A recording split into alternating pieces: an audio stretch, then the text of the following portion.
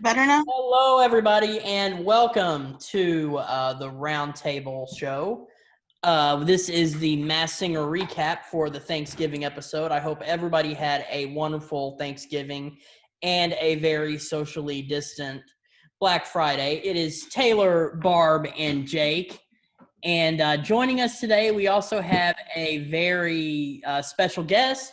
In a few weeks, he'll be joining Jake and I for our Challenge Double Agents recaps. And the next few weeks, he's going to go ahead and cover the Masked Singer with us. Look, we're going to welcome Bryan to the show today. Hello, Bryan. Hey guys, He, it's so nice to finally be able to get on call with you guys and talk about The Masked Singer. It's like one of my favorite shows right now, and this season has actually been like I love this season. it has Like flown been by. full of it's been full of surprises because some of them I haven't even Yeah. I didn't even think was under that mask.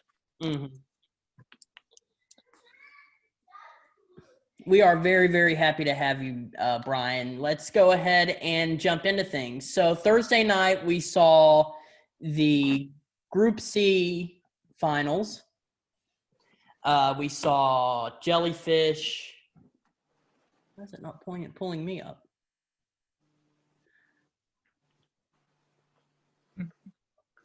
This one. There we go. Okay, we saw Jellyfish, Broccoli, and Mushroom take the stage. We had an unmasking, which we will talk about. So let's go ahead and jump into things. We had Jay Farrow as the special guest judge this week. I thought he did okay. There were a few things that upset me, but we'll talk about that. Yeah. First up of the night was Jellyfish. Of course, like they've been doing with all the finals of each group, a friend or family member has been giving some clues. The person in Jellyfish's package was her sister, who crunches numbers. She called Jellyfish the rebel of the family, called her an overachiever.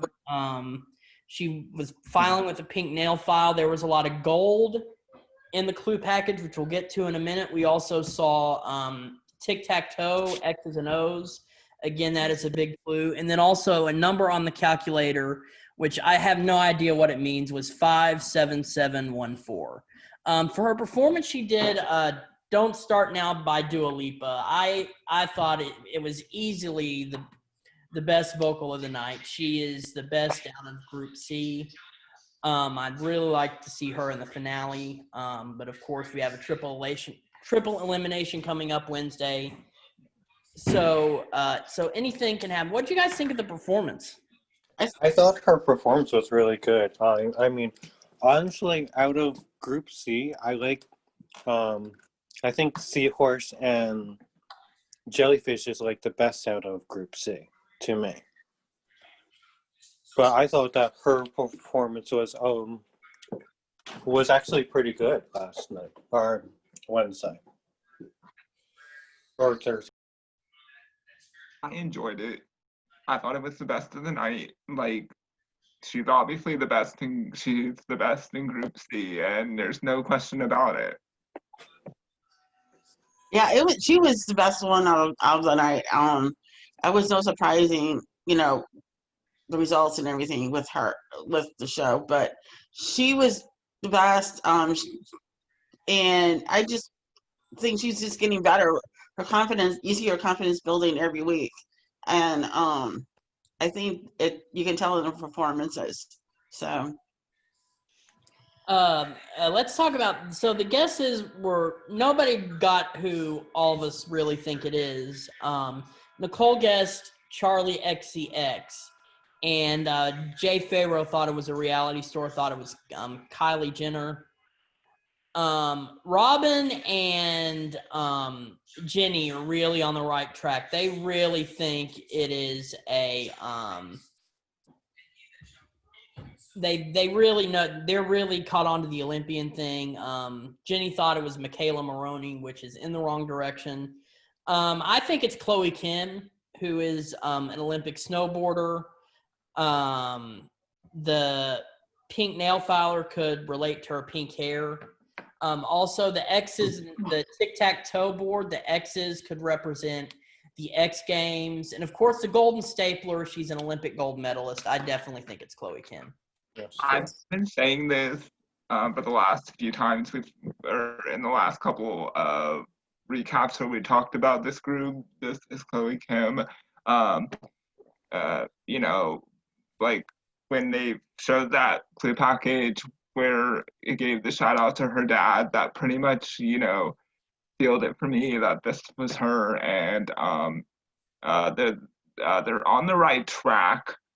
Robin and Jenny are on the right track, just wrong season and wrong sport. Yeah. Yes. Yeah, it is definitely Chloe. So I hope she's not one of the unfortunate people on Wednesday. Yeah, I think that each season there has not been one single surprise this season. I think every single elimination was the right elimination every single week. I agree. Coming into Wednesday night, there's bound to be a surprise elimination. We had a bunch of them in seasons 2 and 3. We really only had one surprise elimination in season 1, who was Lion. But I think we're due for a surprise elimination come Wednesday. And it could be Jellyfish. It could be Seahorse. I hope it's not Sun, because that's my pick to win. But we will see. What do you think of the Chloe Kim guess, Bryan? I think that they're on the ball with that one. I really think that it could be her, because I definitely think it's a Olympic, Olympian. Mm-hmm. I was thinking it was Gabby Douglas. That was Robin's first guess. That was like one of my picks, like a few weeks ago. But I think that they're on the ball with this one. Yeah. Yeah, I definitely think this is the Olympian, and I definitely think it's Chloe Kim. So, anyway, moving on. Up next, we have...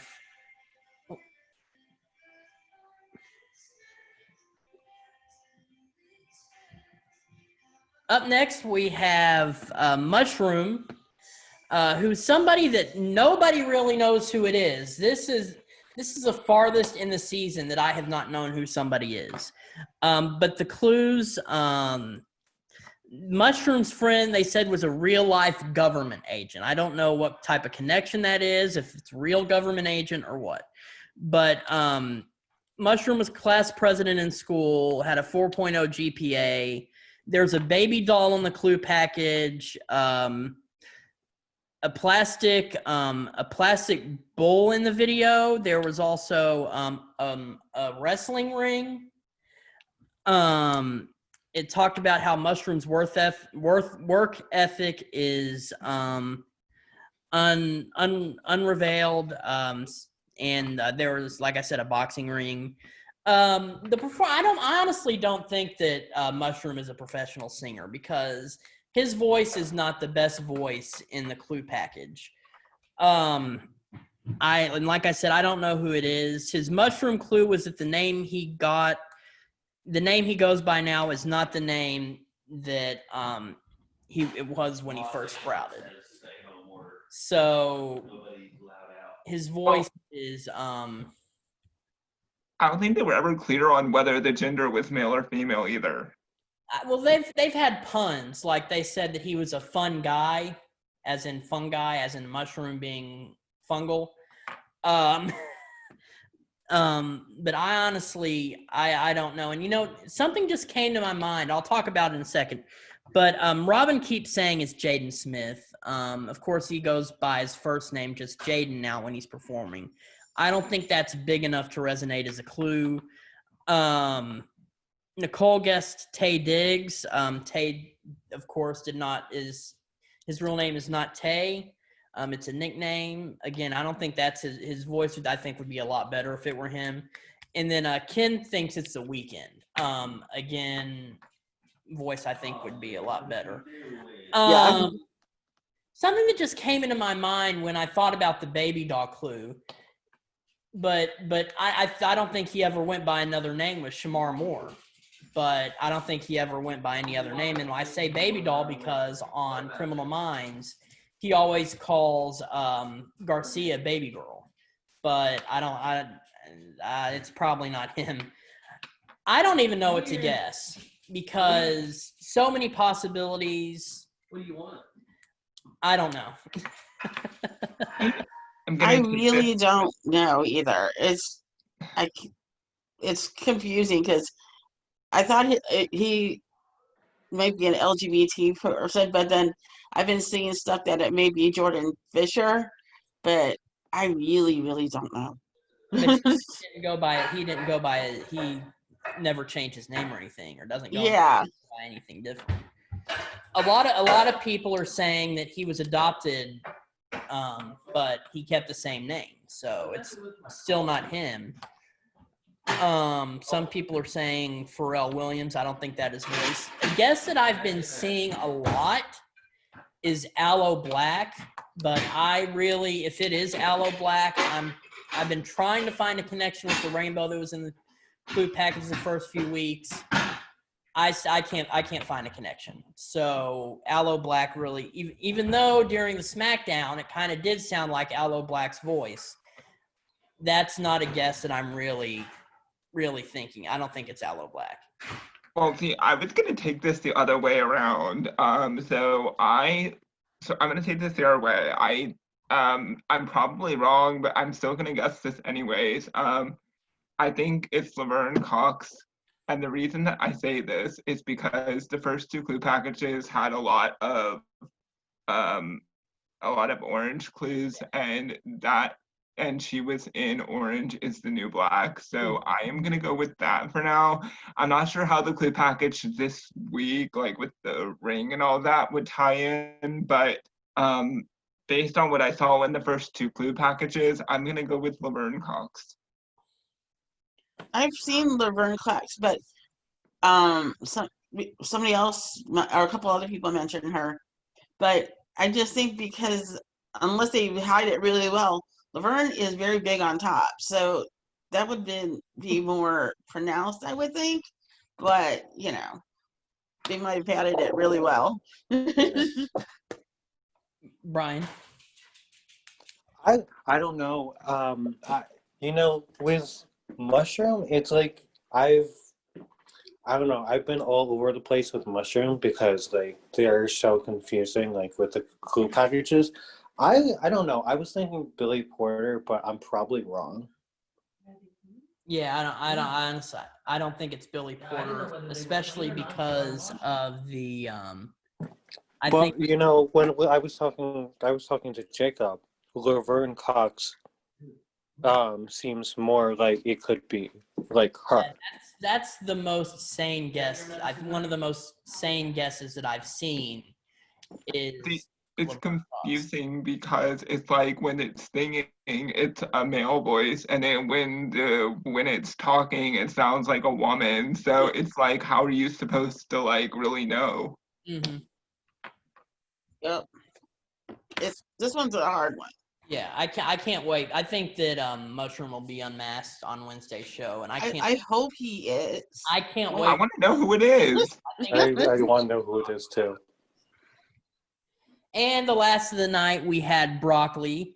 In his clue package, there were two ladies who Broccoli says have been the secrets to his success. Said that Broccoli is truly the ringmaster in their lives and that he is the greatest showman. Said he's larger than life. He lights up a room. There was a hockey mask in the clue package.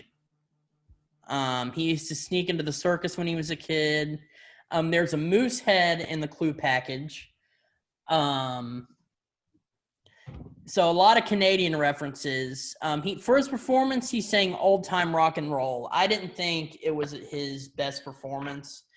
Actually, none of his performances have been really good because with who we all thought that Broccoli was, none of it was really his style of singing. He's more of a big band singer, kind of a jazz singer. So he, of course, trying to throw people off, he really wasn't able to. He's more of a ballad singer, and he went against his natural calling, so to speak. But yeah, in hindsight, and again, I was telling you guys that I was cussing Taylor out on Thanksgiving when I realized that it was who he kept saying it was. And, but because I clued on who he turned out to be, but it solidified Thursday night when I heard him singing in the group thing at the beginning of the show. So as soon as he started singing, I was like, "That's him." Yeah. Let's talk. Some of the guesses were odd, and some of them were pretty okay, I guess. Jay thought it was Al Roker, which I thought was a horrible guess. Ken he can take over for Ken. Yeah.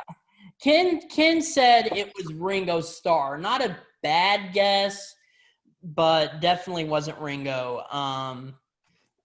Robin guessed it right on with Paul Anka, and I'm surprised it actually took him this long because he is a fellow Canadian, and you would think with the voice and everything else, he would automatically thought it was Paul Anka, but it took him a while. And of course, Broccoli was eliminated.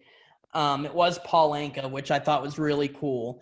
One thing I'm really, really mad about is one of Jay's guesses, because I'm a big fan of this guy, and if it were him, I'd know it was him. But Jay guessed Paul Simon, and I about died when he guessed him, because number one, that isn't his voice, and number two, I don't think he'd do the show. So Paul Simon might. He's got that kindness. He's done Saturday Night Live. Yeah.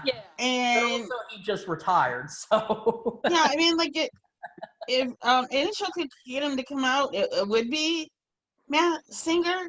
But it definitely was not his voice or whatever. But Paul Simon was like a what?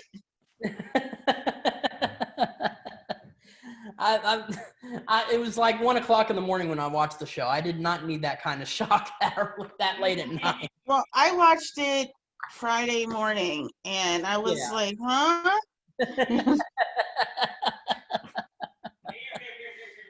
So we have shows that are really proving how stupid people can be sometime. Going yeah. The Masked Singer, and then we have The Weakest Link. So anyway. Oh my gosh, yeah, The Weakest Link. Oh my god, yeah, like how some of these people get on that show. I could have kicked their butts. Yeah, I'd like to see one. Anyway, that is our show for today. Thank you everybody for tuning in.